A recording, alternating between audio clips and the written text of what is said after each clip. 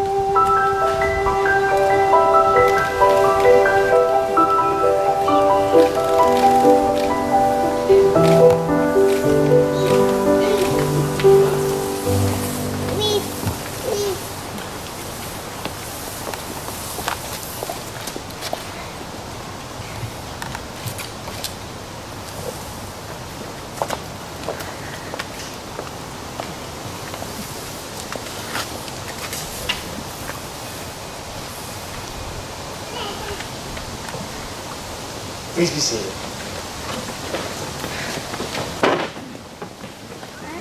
I told you, they look amazing, am I right? As I mentioned to you all, this is a miracle in the making. Edward and Jannette, we are so honored to be here with you. We recognize our role as witnesses, as wisdom sharers, and as rememberers. Today's ceremony is a bit like Cuban fusion or your favorite meal, a mix of tradition and flavor, comfort. We want it to be memorable, so enjoy, please, everyone. We're going to go through this largely unannounced. We'll share words, there'll be vows, there'll be some rings exchanged. We will actually sign some official documentation. There will be a unity candle that gets lit as a symbol or as a sign to the magic of what's happening here today. And then there'll even be a pronouncement. I've heard rumors of a kiss. So welcome. Welcome to the two of you. Take it all in. Take a look around if you will. Breathe in and stay here in these moments. It's been windy this afternoon. Things have blown over. We've all sensed the wind. Why don't we give a name to that wind? Why don't we call that wind today God? The Spirit is among us, moving in and through us. Pleased to be here today. We see ourselves as absolutely honored. We're proud to know you, and we're so grateful that God has woven your lives together. We know you as outstanding individuals, and now we look forward to witness to becoming one and growing with you throughout the rest of your life as that becomes increasingly more and more reality. So for those of us gathered here today, this is absolutely crazy. I would say this is foolishness. It's impossible for people to vow with certainty that they can deliver on vows. A person cannot promise to love another person. They can only vow to do so. The vow is a confession in and of itself of inadequacy, and an automatic calling upon the only adequacy that there is, which is God. The commitment that Ed and Jannette are making today is not founded on anything but love. It's a mystery, and it's impossible to prove. There's no telling that Edward and Jannette can actually deliver on their vows to love until the end. In a way, it's as if we've all gathered here today because two people we love and admire said they believe they can fly. And we're watching, and in a way we're wondering, maybe, so we believe. And they do. Allow me to offer you a bit of a reflection. We're going to do this in a couple of different ways. One, I'm going to call upon Wendell Berry, because he's much wiser and older than I. And then I'll offer a few words and then give you a bit of a reflection from another old, wise saint. So here's what Wendell has to offer. The meaning of marriage begins in the giving of words. We cannot join ourselves to one another without giving our word. And this must be an unconditional giving. For in joining ourselves to another, we join ourselves to the unknown. We can join one another only by joining the unknown. We must not be misled by the procedures of experimental thought. In life, in the world, we're never given two known results to choose between, but only one result that we choose without knowing what it is. Marriage rests upon the immutable givens that compose it: words, bodies, characters, histories, places like Linden House. Some wishes cannot succeed. Some victories cannot be won. Some loneliness is incorrigible. But there is relief and freedom in knowing what is real. These givens come to us out of the perennial reality of the world, like the terrain we live on. One does not care for this ground to make it a different place or to make it perfect, but to make it habitable and to make it better. To flee from its realities is only to arrive at them unprepared. Because the condition of marriage is worldly, and its meaning communal. No one party to it can be solely in charge. What you alone think it ought to be, it is not going to be. Where you alone think you want it to go, it is not going to go. It is going where the two of you in marriage, time, life, history, and the world will take it. You do not know the road. You simply have committed your life to a way. So as I reflected on the two of you, on many a run of late, I thought the best image I had for you is two great old trees. In the neighborhood we live in, we have the furthest easterly Douglas firs. And there's many of them. But there's two that are standing very near one another. And your whole wedding party, if they work together, could almost get their hands around the enormity of these big old trees. These big old trees have seen many a year. They've seen fire, drought. They've seen winters that would knock the Miami life right out of you. And they've also seen great heat of summer. They've seen the wind. And the wind has actually driven their roots deep down into the earth. They have histories. And they're wise enough to not uproot when times get difficult. No, they send their roots deeper into the ground. And they know not to huddle with one another when times are difficult. No. They have to stand on their own and acknowledge that they're near another who is suffering equally, going through the same story. And I thought you two are a lot like those old trees. You will see times of great fire and furious winter. There will be times where the wind buffets you from side to side in ways you cannot anticipate. So look at one another in those times. Acknowledge the difficulty. Recognize it for what it is. There'll be times when water is all over those roots and times seem amazing. And there will be season after season at times of drought. You may even experience a fire. Welcome it. New growth comes from these things. And if you live your life in such a way, even when you are old and gray and have fallen to the ground, new life will spring up from your roots. You were born together, and together you shall be forevermore. You shall be together when the white wings of death scatter your days. Yes, you shall be together even in the silent memory of God. But let there be spaces in your togetherness, and let the winds of heaven dance between you. Love one another, but make not a bond of love. Let it rather be a moving sea between the shores of your lives. Fill each other's cup, but drink not from one cup. Give one another of your bread, but eat not from the same loaf. Sing and dance together and be joyous, but each one of you be alone, even as the strings of a lute are alone, though they quiver with the exact same music. Give your hearts, but not into each other's keeping, for only the hand of life can contain your hearts. And stand together, yet not too near together, for the pillars of the temple stand apart, and the oak tree and the cypress grow not in each other's shadow. May that be your story. This isn't Hollywood. This is life. Grow old and gray. Now to the giving of vows. And we'll begin with you, Edward, or Eduardo. Will you, Ed, have Jannette to be your wife, to live together in holy marriage? Will you love her, comfort her, honor and keep her in sickness and in health? And forsaking all others, be faithful to Jannette as long as you both shall live. I will. And to you, Jannette. Will you, Jannette, have Ed to be your husband, to live together in holy marriage? Will you love him, comfort him, honor and keep him in sickness and in health? And forsaking all others, be faithful to Ed as long as you both shall live. I will. To the exchanging of rings. Thank you, good sir.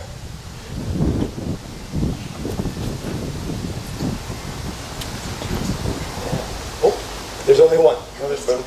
They're hidden, one inside the other. This is so exciting. It's almost like a miracle right here.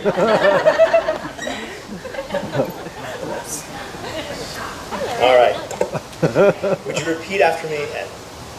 I give you this ring as a symbol I give you this ring as a symbol of my unending love for you, of my unending love for you, and as a continual reminder and as a continual reminder of the commitment I have made to you today. of the commitment I made to you today. Well done. And in return, Jannette, please repeat after me. I give you this ring as a symbol I give you this ring as a symbol of my unending love for you, of my unending love for you, and as a continual reminder and as a continual reminder of the commitment I have made to you today. of the commitment I have made to you today. Let's sign the registry.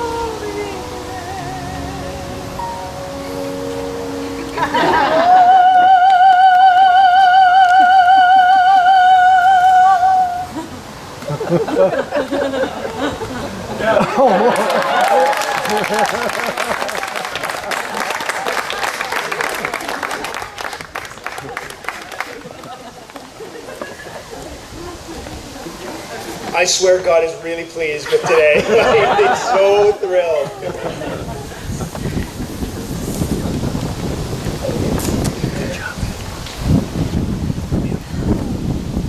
Well, let me give a word of prayer. Let's pray. Our God, our King, we ask that you bless this marriage. May they grow old and gray together. May they have stories unnumbered, friendships too many to count. May they have the courage to be able to stand together and to receive the truth of life. Just like these candles, it doesn't always go as planned. But may they just press on, recognize it, laugh, celebrate. May the roots of their lives individually and as a couple grow deep, deep into the soil. Be capable to live through whatever the world may throw at them. And may they have fun. So much fun. And may they experience a life together that is evidence that you are alive and well in that life. That their life would be full of hope and joy, love, kindness, goodness, gentleness, self-control.